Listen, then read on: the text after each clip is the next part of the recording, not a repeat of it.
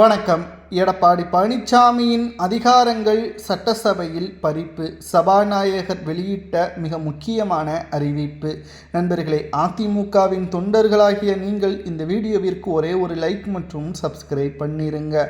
அதிமுகவில் எம்ஜிஆர் அவர்களுக்கு பிறகு சிறப்பாக அதிமுகவை வழிநடத்திய ஜெயலலிதா அவர்கள் ஆட்சியிலும் எதிர்க்கட்சி தலைவராகவும் செயல்பட்டார்.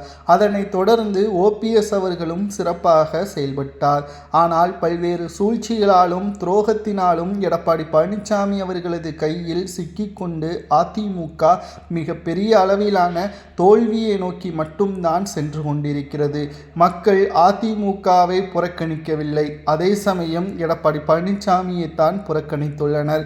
நேற்று சட்டசபையில் வேளாண் பட்ஜெட் தாக்கல் முடிந்த பிறகு உள்துறை அமைச்சர் ஆனந்த் அவர்களை எஸ்பி வேலுமணியும் அவரது ஆதரவு சிட்டிங் எம்எல்ஏக்களும் சந்தித்துள்ளனர்.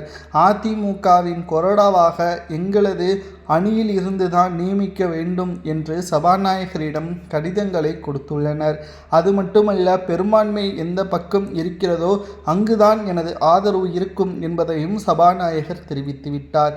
கட்சி வேறு, சட்டசபை வேறு. சட்டசபையில் எந்த அணியினருக்கு ஆதரவுகள் அதிகமாக இருக்கிறதோ அவர்கள் எடுக்கக்கூடிய முடிவுகள் தான் இறுதியானது. இப்பேற்பட்ட ஒரு சூழலில் எடப்பாடியின் பழனிசாமியின் பக்கம் இருப்பதை விட எஸ்பி வேலுமணியின் பக்கம் இருப்பது மிகப்பெரிய ஒரு சிறந்தது, வெற்றி வாய்ப்பையும் ஏற்படுத்தக்கூடியது என்ற தகவலையும் தற்பொழுது எஸ்பி வேலுமணியின் ஆதரவாளர்கள் தெரிவித்துள்ளனர். அது மட்டுமல்ல, தொண்டர்களாகிய அதிமுகவின் உண்மையான தொண்டர்கள் அனைவரும் தொண்டர்கள் என்று கூறிவிட முடியாது.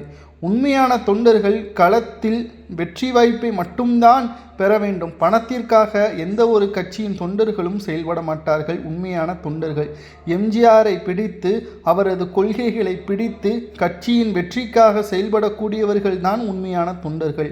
அந்த உண்மையான தொண்டர்கள் எடப்பாடியின் பின்னால் இருக்கிறார்களா என்று கேட்டால் நிச்சயம் கிடையாது.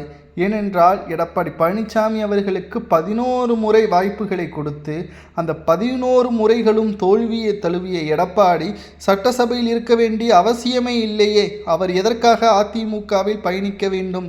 அவரை ஓரம் கட்டி எஸ்பி வேலுமணிக்கு ஆதரவுகளை கொடுங்கள் என்று கூறும் அளவிற்கு தற்பொழுது அரசியல் களம் முற்றிலுமாக மாறிவிட்டது. எடப்பாடி பழனிசாமி அவர்கள் அதிகாரம் சட்டசபையில் பறிக்க வேண்டும். அதே சமயம் எஸ்பி வேலுமணி அவர்களுக்கு முக்கியத்துவம் கொடுக்க வேண்டும் என்று தற்பொழுது எஸ்பி வேலுமணியின் ஆதரவு சிட்டிங் எம்எல்ஏக்கள் சபாநாயகரிடம் தெரிவித்திருப்பது சரியா தவறா என்பதை உண்மையான அதிமுகவின் தொண்டர்கள் கமெண்ட் வாயிலாக கூறுங்கள். இதுபோன்ற அரசியல் செய்திகளை தெரிந்து கொள்ள ஒரே ஒரு லைக் மற்றும் சப்ஸ்கிரைப் பண்ணிருங்க.